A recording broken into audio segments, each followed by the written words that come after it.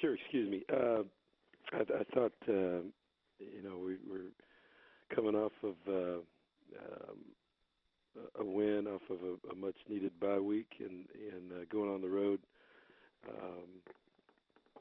to winning a night game on the road and in the division, and was a big step for us and another week for us to gain more confidence as a team. Had some individual players that stepped up in those situations that hadn't been in that role and had some success. And, I think that generated some enthusiasm, obviously, leaving that weekend and into this week, which we're going to need. Happy to be back home this weekend and facing a very hot Auburn team that is playing with a lot of energy and a lot of confidence. And I think it's going to be a heck of a ball game this weekend. First, we have David Pascal at Chattanooga Times Free Press.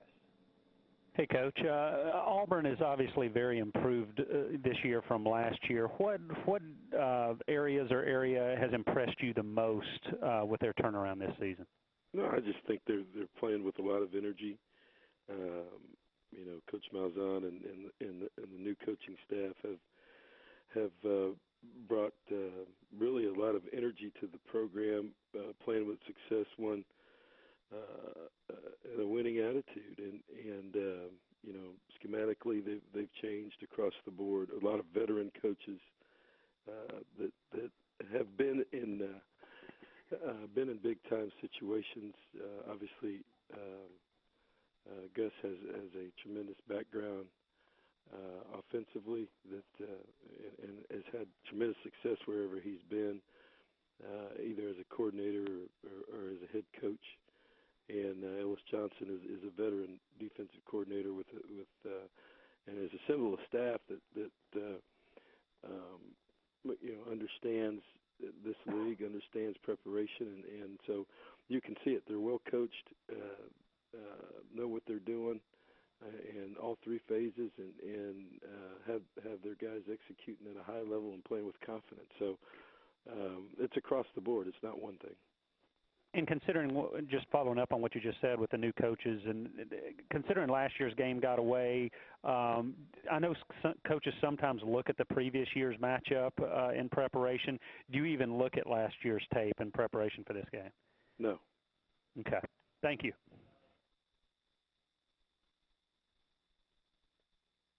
Next is Brandon Marcello of AL.com. Hey, Coach. Over these last 2 years, do you think a defense has been able to properly prepare and defend for Johnny Manziel, or does that almost seem like a lost cause just because of what he's able to do when that pocket collapses? No, that's a really different kind of question. I don't understand what you're getting at. Well, it just seems that no matter what anybody throws at him, he's able to overcome it and produce yards and score points. I hope that would be the case every week. Okay, thank you. Next is Spencer Tillman of CBS Sports. Kevin, good day. Just curious, Gus has kind of burned the red shirt on this young quarterback that they have, and Nick's coming back from an injury. And they've had as many, I think, as 6 guys under center in some capacity, whether it's Wildcat or other formations. Does that comfort level that appears to be there with those many people add to that energy that you were talking about that they're bringing to the table? And if so, does that add any additional challenge to this group?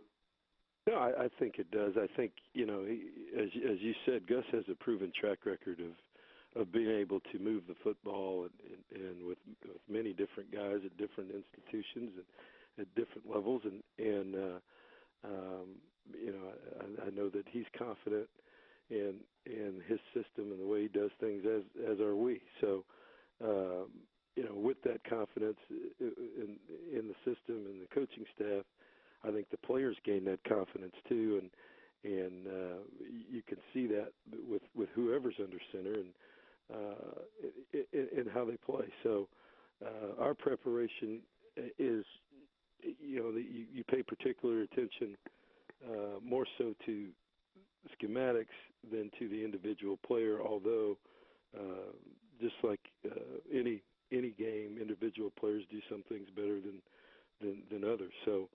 the main thing is paying particular attention to the overall scheme, which they do a great job with, whoever's under center. Well, one quick follow-up. With respect to your quarterback, the numbers bear this out. Some players, have you ever been around one that had an affinity for away from home being the big stage, being as big a motivator and actually performing at a higher level? You obviously want him to play that way all the time, but does he, in your opinion, seem to have an affinity for getting bigger and better the bigger the stage gets? Yeah, I think that's been kind of his MO,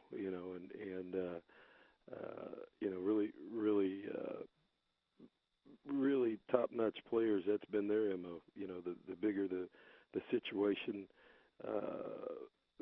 the more they're able to handle it. And I said this last year, no stage has been too big for him, and he's picked up where he was last year and continued down that path. I think he enjoys playing the game no matter what, and being in the league that we're in, every stage becomes big. The more you win, the more important every game gets.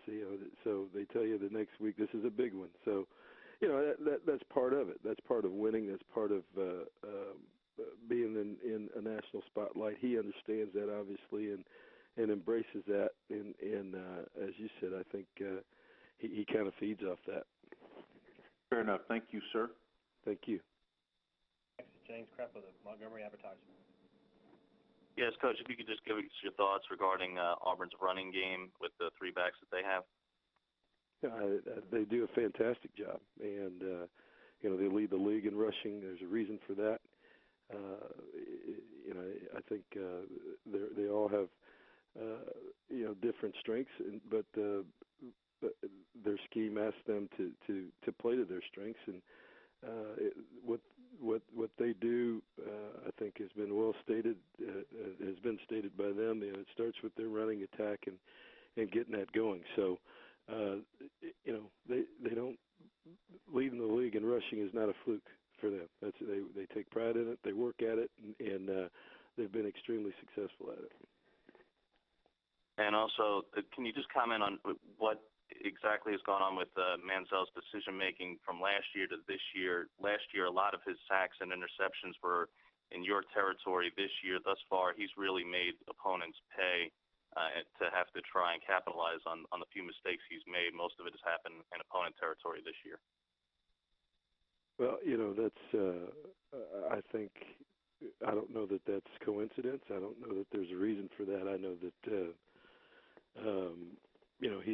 he's been given more leeway.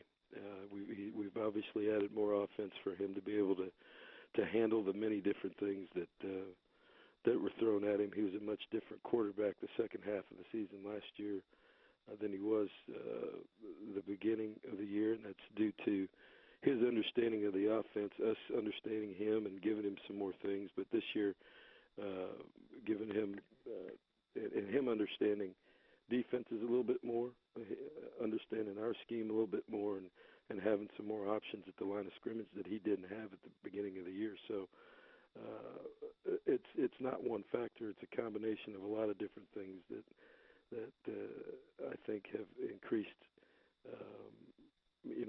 his role as an overall quarterback. Thank you. You're welcome. Coach, we'll finish you up with Alex Byington of the Opelika Auburn News. Yes, sir, Coach. Has there ever been a time, in the last 2 years really, that you caught yourself, either looking up at the Jumbotron, some of the plays that Johnny makes, or even just catching the moment as it happens, and you're amazed by it? Has that happened yet this year? Y'all get to see him on Saturday. We get to see him every day. So, we see things that happen at practice regularly that people only get to see once or twice a game. So, for us, it's a little bit different. And I'm not saying that you ever get used to it, but you come to expect it. And he's that. I'll just say this: that just doesn't happen on Saturday night or Saturday afternoon. It happens on Tuesday, Wednesday, and Thursday too. So we get a little bit used to it. We're a little spoiled by it, but we never get tired of it. And one more thing is a play caller. Does his ability to really make things happen give you more freedom in what you call, knowing that even if stuff breaks down, he can obviously make something else out of it? I would think that would be the case. Okay, thank you, Coach.